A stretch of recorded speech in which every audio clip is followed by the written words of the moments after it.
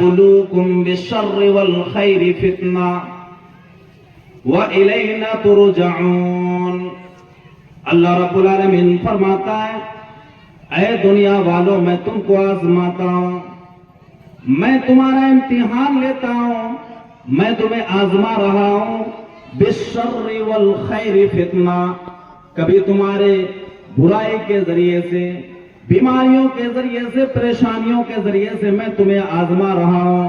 والخیر، اور کبھی تمہیں مال دے کر کے آزما رہا ہوں، بہت ساری بھلائیاں دے کر کے تم کو آزما رہا ہوں، وَإِلَيْنَا تُرْجَعُونَ، اور سمجھ لینا تمہیں آخر میں میرے پاس ہی لوٹ کر کے آنا ہے۔ اگر اللہ نے آپ کا مال چھین لیا ہے، اگر اللہ رب العالمین نے آپ سے مال چھین لیا ہے، آپ سے اولاد چھین لیا ہے، اگر اللہ رب العالمین نے آپ کو بہت مصیبت میں مبتلا کر دیا ہے، اگر اس وقت آپ نے مصیبت میں مبتلا ہونے کے بعد اللہ کو بھول گیا، دین کو بھول گیا، اپنے پہچان کو بھول گیا، اللہ رب العالمین نے جس لیے آپ کا امتحان لیا تھا، اگر آپ نے امتحان میں بھول گیا ہے تو یہ یاد رکھنا کہ قیامت کے دن مرنے کے بعد ایک دن سب کو اللہ کے یہاں جمع ہونا ہے، اللہ کے سامنے کھڑا ہونا ہے، اس وقت ہم کو اللہ کے سامنے جواب دینا ہے، اور وہ سارے اعمال کا جواب ہمیں اللہ رب العالمین کے سامنے پیش کرنا ہے۔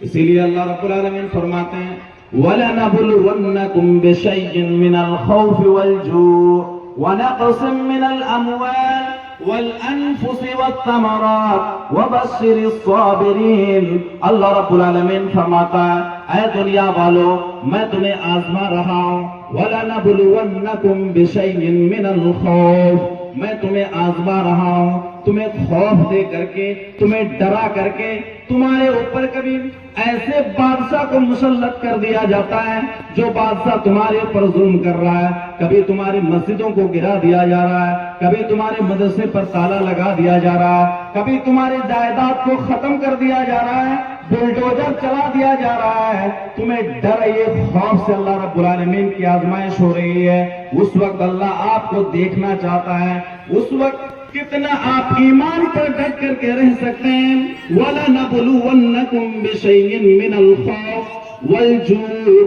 اور کبھی کبھی اللہ رب العالمین قحط سالی کو مبتلا کر دیتا ہے، انسان کھانے کے لیے ترس جاتا ہے، کھانے کے لیے انسان در در کی ٹھوکریں کھاتا ہے، انسان ایک وقت کے کھانے کے لیے دوسرے کے پاس جا کر کے کھڑا ہو جاتا ہے، اپنا ہاتھ پھیلانے کے لیے مجبور ہو جاتا ہے۔ اللہ رب العالمین اس وقت بھی آپ کو آزما رہا ہے، اس وقت بھی آپ کو اللہ رب العالمین دیکھنا چاہ رہا ہے۔ وَنَقْصٍ مِّنَ الْأَمْوَالِ، اور تیسری چیز اللہ تبارک و تعالیٰ نے فرمایا کبھی اللہ آپ کے مال میں کم کر کے آپ کو آزمانا چاہتا ہے کہ اللہ نے آپ کو مال دیا ہے، کھیتی باڑی کرنے والے انسان ہیں، ایک سال اللہ نے بہت اچھی فصل دیا، ہم لوگوں نے بہت زیادہ اللہ رب العالمین کی شکر ادا کیا، کوئی سال ایسا بھی گزر گیا کہ سیلاب آیا، سارا مال کو لے کر کے چلا گیا،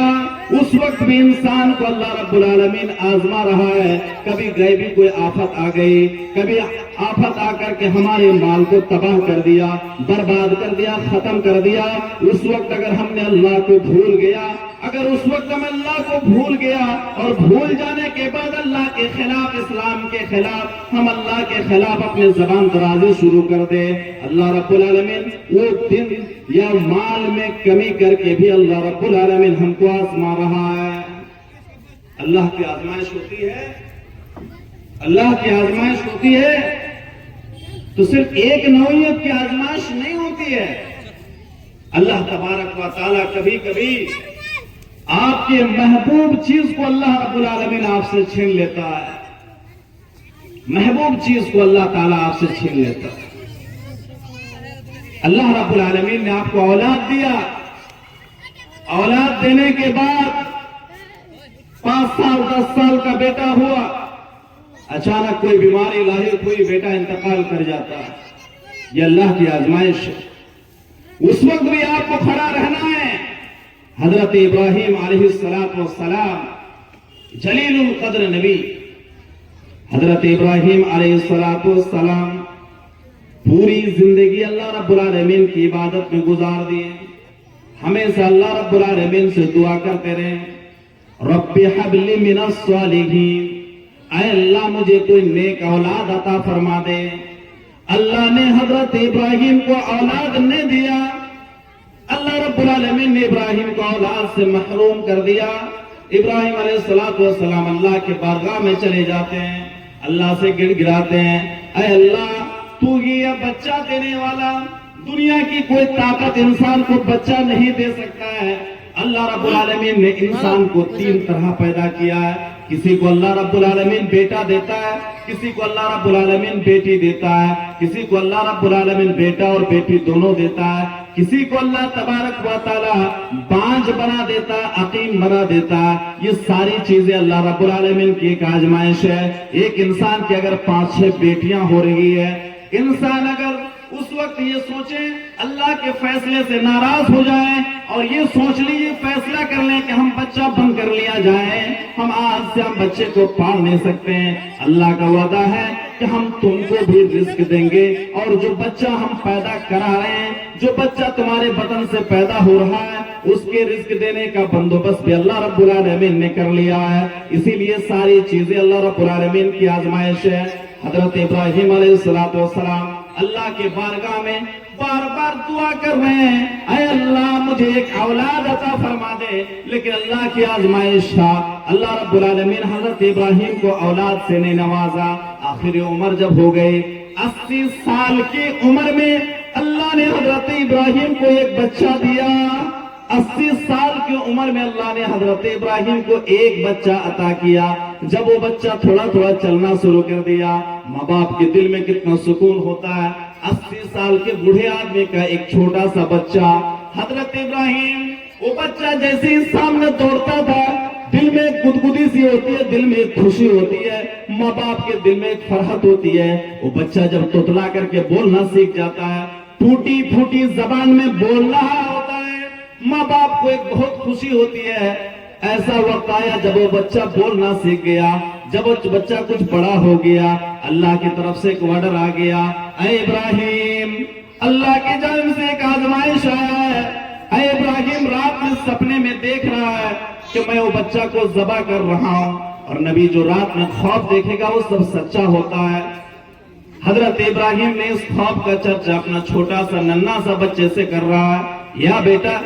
میں نے رات میں آج خواب دیکھا کہ اللہ کا وعدہ ہے کہ اللہ تبارک و تعالیٰ نے یہ وعدہ کیا ہے کہ میں تم کو ذبح کر دوں، میں تم کو اللہ کے راستے میں قربان کر دوں۔ بیٹا بھی کتنا اللہ والا تھا، کتنا سمجھدار تھا۔ بیٹا نے باپ سے کہا کہ یا ابتی فعل ما تؤمر، اے میرے ابو جان، کر ڈالو، اللہ نے جو آپ کو حکم دیا ہے آپ اس کام کو انجام دے ڈالیں، ذبح کر دے۔ مجھے مینا کی زمین پر لے کے جاتے ہیں، حضرت ابراہیم علیہ السلام اپنے بچے کے گردن پر چھری چلانا شروع کر دیتا ہے۔ اللہ کو تو ذبح مطلوب نہیں تھا، اللہ حضرت ابراہیم کے دل کو اللہ دیکھنا چاہتا تھا کہ ابراہیم اپنے بچے کے محبت میں کہیں اتنا تو مگن نہیں ہو گیا کہ اللہ کو بھول گیا ہو، کہیں بچوں کی محبت میں اس قدر مگن نہ ہو گیا ہو کہ اس نے اللہ کو بھول گیا ہو۔ بس اللہ رب العالمین یہ امتحان لینا چاہتا تھا، اللہ رب العالمین یہ پریشہ لینا چاہتا تھا، اللہ یہ ایگزام لینا چاہتا تھا۔ اللہ کی طرف سے آرڈر آتا، اے ابراہیم تو نے امتحان دے دیا، تیرا امتحان میں تو پاس ہو گیا ہے۔ تو اللہ تبارک و تعالیٰ کا اس طریقے سے بے شمار آزمائش آج اللہ تبارک و تعالیٰ کے سامنے۔ آج کا دور ہے چاروں جانب فتنے، ہر انسان ہر گھر میں رہنا پریشان ہو گیا ہے، بہت پریشانی میں انسان مبتلا ہے۔ سب سے بڑا فتنہ جو آج کا ہے وہ ہے مال کا فتنہ۔ مال لے کر کے آج ہر گھر میں جھگڑا، باپ بیٹا میں جھگڑا، بیٹا باپ سے جھگڑا، بھائی بھائی سے جھگڑا، بھائی بہن کا جھگڑا آج دیکھا جا رہا ہے۔ اللہ فرماتا ہے انما اموالکم واولادکم فتنہ،